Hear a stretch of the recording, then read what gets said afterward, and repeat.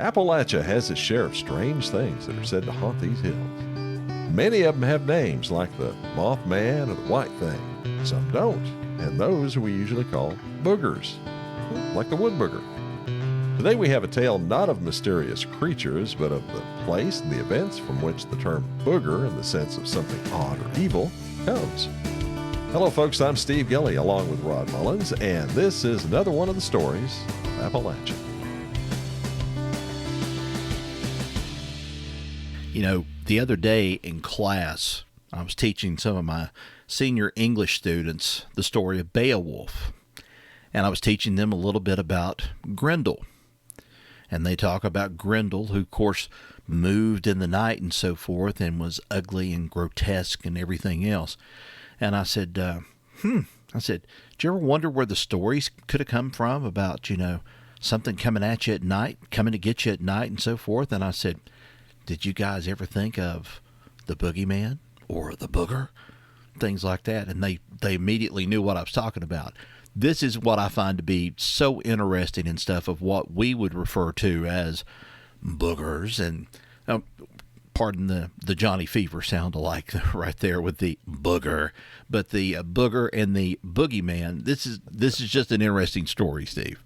Oh, this is an awesome story. And some folks have told this. There's a YouTube channel that's told a very in-depth version of this story. Mm-hmm. But it is an interesting story and an interesting way for that term booger to come into common use. That's not really the whole point of this story, just a interesting little side note, so to speak. Yep.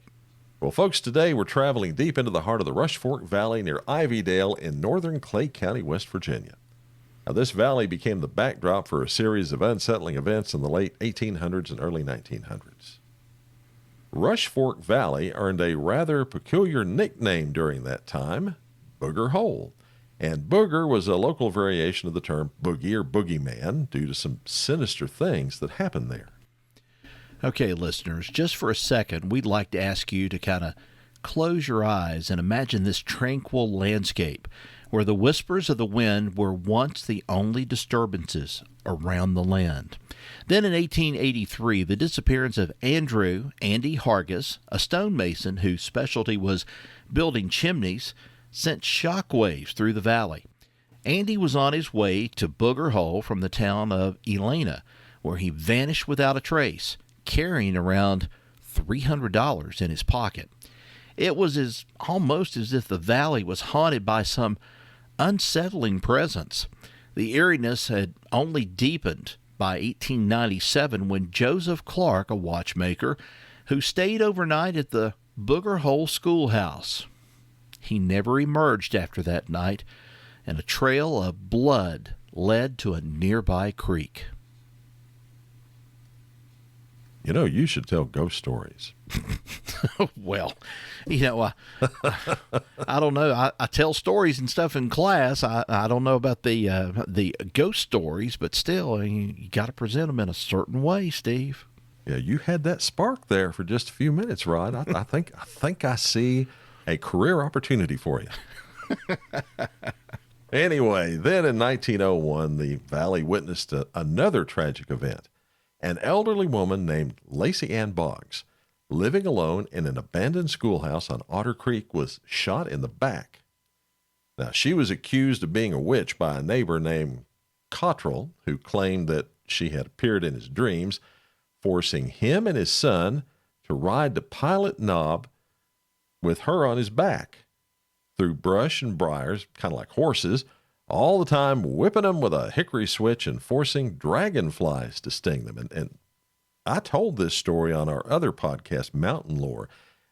He actually testified in court, Rod, to all this right here in a very great, deep detail about flying to the moon and the dragonflies stinging him and her just whipping him and whipping his son, and all that is an amazing little story, and part of this right here too. However, despite suspicions, there was insufficient evidence to prove his guilt. Now, what's intriguing in that, before her demise, Lacey Ann Boggs allegedly proclaimed that she could find Andy Hargis's body before her pipe went out. Such cryptic words certainly added an air of mystery to Booger Hole's lore. dragonfly stinging, whipping people with hickory switches, riding through the brush and the briars. Sounds like a fun night in West Virginia, if you ask me. I mean, okay, let's go on here. The saga continued in 1917 when a farmer named Preston Tanner died in a fire that consumed his shack. An empty lamp oil can and evidence of a head injury suggested there might have been foul play. But two men, Howard and Andrew Sampson, were arrested and later charged with the murder. During the trial, Howard Sampson's sister, Jenny, testified against her father and brother, claiming that Andrew Sampson had dreamed of Tanner drawing a gun on him. But now, as you mentioned earlier, Steve, dreams are hardly a justifiable reason for murder. Well, the plot thickened when Bunk Truman testified that Howard Sampson had romantic intentions toward Tanner's wife and had vowed to eliminate Tanner to have her. And Mrs. Preston Tanner's testimony supported this claim. Well, Howard Sampson was eventually found guilty of first-degree murder and sentenced to life in prison. But the story didn't end there. A mob formed in Clay County demanding justice. The mob dynamited 5 Booger Hole family homes connected to the past murders, leaving behind chilling handbills as a warning. Now, we have a copy of one of those handbills posted in the local newspaper on the post for this podcast episode on our website, storiesofappalachia.com. Here is how one of those warnings read. We, the citizens of Clay County, seeing that we cannot get justice by law, have organized the Clay County Mob. We have pledged our lives to drive these people from our county or kill them. If we cannot catch and hang you, we will sneak up on you and kill you as you killed Andrew Hargis, Lacey Ann Boggs, the old peddler, and Preston Tanner. If before you leave there is any stealing, killing, or burning, we will get the bloodhounds and the detectives and run you to the ends of the earth. Neil Sampson, Cooch Sampson, Fred Moore, and Aaron Runyon are hereby notified to leave the state in 10 days. Rose Lyons, Bill Moore, and Elizabeth Sampson are notified to leave in 30 days.